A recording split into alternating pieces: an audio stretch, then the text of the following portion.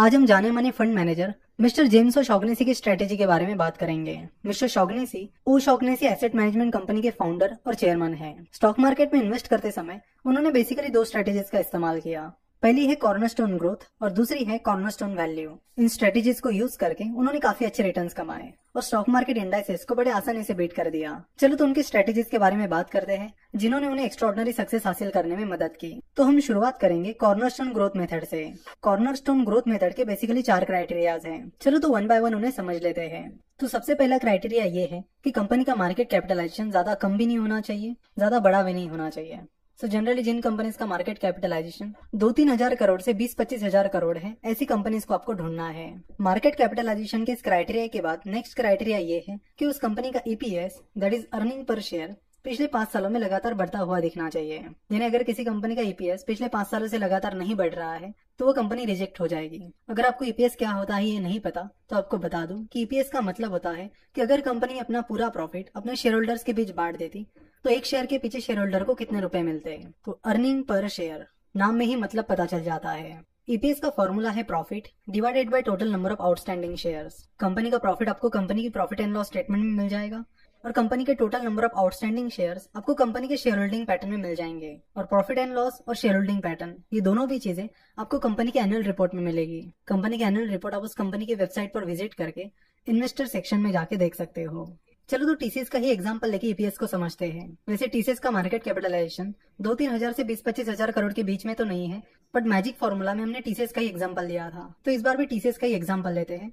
तो टीसीएस के consolidated financial statements में आप देख सकते हो कि टीसीएस का प्रॉफिट है 31,562 करोड़ और टीसीएस के total number of outstanding shares है 375.23 करोड़, जिसके बाद ईपीएस निकल कर आता है 84.11। सो इसी तरह आपको जिन कंपनीज का मार्केट कैपिटलाइजेशन 2-3 हजार करोड़ से 20-25 हजार करोड़ के बीच है उनका ईपीएस निकालना होगा। और 1 साल का नहीं, आपको पिछले 5 साल का ईपीएस निकालना होगा और देखना होगा कि क्या पिछले 5 साल में कंपनी का ईपीएस लगातार बढ़ा है या नहीं। अगर किसी कंपनी का ईपीएस लगातार बढ़ रहा है तो एक बहुत अच्छा सिग्नल है। साथ ही आपको यह भी देखना चाहिए कि कंपनी का ईपीएस कैसे बढ़ रहा है और क्यों बढ़ रहा है। कई बार कुछ कंपनीज क्या करती है कि अपना बिजनेस बढ़ाने के लिए बहुत सारा डेट ले लेती है, जिसके बाद उनका प्रॉफिट और ईपीएस तो बढ़ने लगता है पर साथ ही डेट का जो बर्डन है वो भी बढ़ने लगता है। इसलिए अगर किसी कंपनी का ईपीएस लगातार बढ़ रहा है तो आपको ये भी देखना होगा कि क्या कंपनी का डेट तो लगातार नहीं बढ़ रहा है।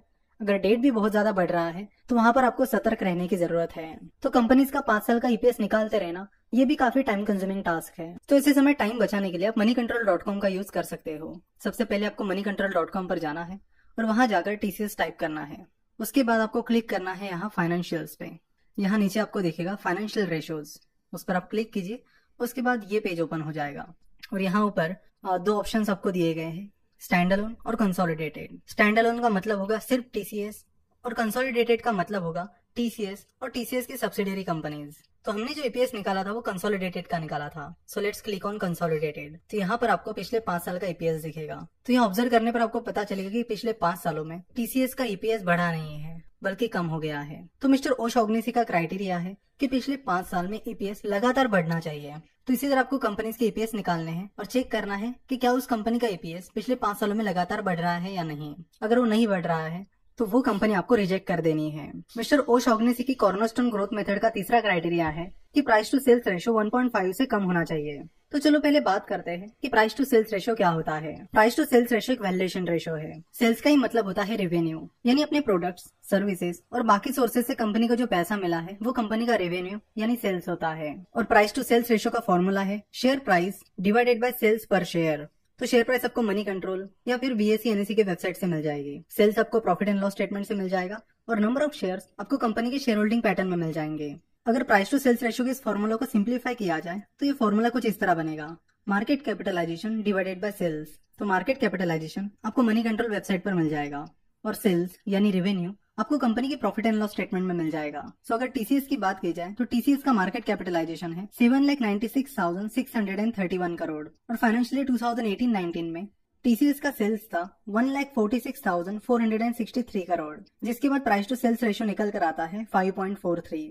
इसका मतलब है कि कंपनी के 1 रुपए के सेल्स के लिए लोग 5.43 रुपीज पे करने के लिए तैयार है। फॉर एग्जाम्पल अगर किसी कंपनी का प्राइस टू सेल्स रेशियो 10 निकल कर आता है तो उसका मतलब होगा कि उस कंपनी के 1 रुपए के सेल्स के लिए लोग 10 रुपए पे करने के लिए तैयार है। यानी उसका ही मतलब होगा कि उस कंपनी का मार्केट कैपिटलाइजेशन उस कंपनी के सेल्स के 10 गुना है। तो इस तरह जिन कंपनीज का प्राइस टू सेल्स रेशियो 1.5 से कम है, ऐसी कंपनीज आपको ढूंढनी है। तो जो कंपनीज ये तीनों क्राइटेरिया क्लियर करेगी उनको फिर आपको डिविडेंड यील्ड के अनुसार अरेंज करना है। वैसे डिविडेंड यील्ड का फॉर्मूला है dividend per share divided by market price पर शेयर। यानी एक शेयर के पीछे कंपनी कितना डिविडेंड दे रही है डिवाइडेड बाय उस कंपनी की शेयर प्राइस। कंपनी को जो प्रॉफिट होता है उसका कुछ हिस्सा कुछ कंपनीज अपने शेयर होल्डर्स के साथ शेयर करती है, उसे डिविडेंड कहते हैं। और जरूरी नहीं होता कि सारी कंपनीज डिविडेंड ही दे। कंपनी अपने शेयर होल्डर्स को डिविडेंड देगी या नहीं, ये डिसीजन कंपनी के बोर्ड ऑफ डायरेक्टर्स लेते हैं। तो जिन कंपनीज ने ये तीनों क्राइटेरियाज यानी मार्केट कैपिटलाइजेशन का क्राइटेरिया, पिछले 5 सालों में ईपीएस लगातार बढ़ना चाहिए ये क्राइटेरिया, और प्राइस टू सेल्स रेशियो 1.5 से कम होना चाहिए, ये तीनों क्राइटेरिया क्लियर कर दिए हैं, उन कंपनीज को फिर डिविडेंड यील्ड के अनुसार अरेंज करना होगा। यानी वो कंपनी सबसे ऊपर आएगी जिसकी डिविडेंड यील्ड सबसे ज्यादा है। तो ये थे मिस्टर ओशॉग्नेसी की कॉर्नरस्टोन ग्रोथ मेथड। अगर आपके लिए सारे कैलकुलेशंस मैन्युअली करना पॉसिबल है तो आप जरूर कीजिए।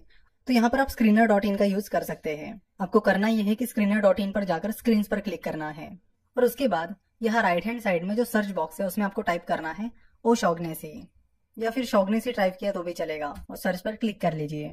जिसके बाद यहाँ नीचे आपको शॉग्नेसी के दोनों फॉर्मूलाज मिल जाएंगे, फॉर्मूला 1 एंड फॉर्मूला 2। तो फॉर्मूला 2 जो है वो है कॉर्नरस्टोन ग्रोथ का, तो उस पर आप क्लिक कीजिए और यहाँ नीचे आ जाइए।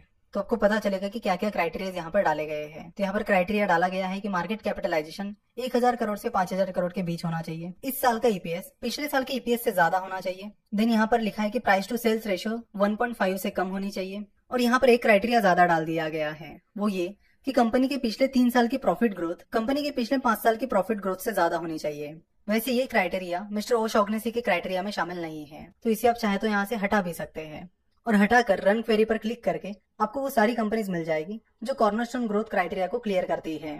और फिर आपको एडिशनल एक काम करना पड़ेगा, वो ये कि आपको डिविडेंड यील्ड उन कंपनीज की पता करनी होगी और उसके अनुसार उन कंपनीज को अरेंज करना होगा। कॉर्नरस्टोन ग्रोथ मेथड के प्रोज एंड कॉन्स की बात की जाए तो कॉर्नरस्टोन ग्रोथ मेथड में सबसे लास्ट में डिविडेंड यील्ड के अनुसार कंपनी को अरेंज किया जाता है, जबकि आप रियलिटी में देखोगे तो आजकल बहुत ही कम कंपनीज डिविडेंड देती है। ज्यादातर कंपनीज फोकस करती है कि वो अपना प्रॉफिट कंपनी के एक्सपांशन में लगाए, कंपनी का बिजनेस बढ़ाने में लगाए। और पर्टिकुलरली अगर कोई छोटी कंपनी है तो वो जरूर अपना पैसा एक्सपांशन में लगाना ही प्रेफर करेगी। तो मिस्टर ओशॉग्नेसी की डिविडेंड यील्ड की ये जो बात है इसके आज के डेट में ज्यादा सेंस नहीं बनता है। पुराने जमाने में companies mainly dividend per focus करती थी, लेकिन अब वैसा नहीं होता। वैसे इस मेथड ने मिस्टर ओशॉग्नेसी को सक्सेस दिलाने में काफी हेल्प की है और इस मेथड से उन्होंने काफी अच्छे रिटर्न्स कमाए हैं। तो इस मेथड को आप अप्लाई करके देख सकते हो कि क्या ये मेथड आपको सूट कर रही है या नहीं। आशा करता हूँ कि आपको मिस्टर जेम्स ओशॉग्नेसी की ये मेथड अच्छे से समझ में आई होगी।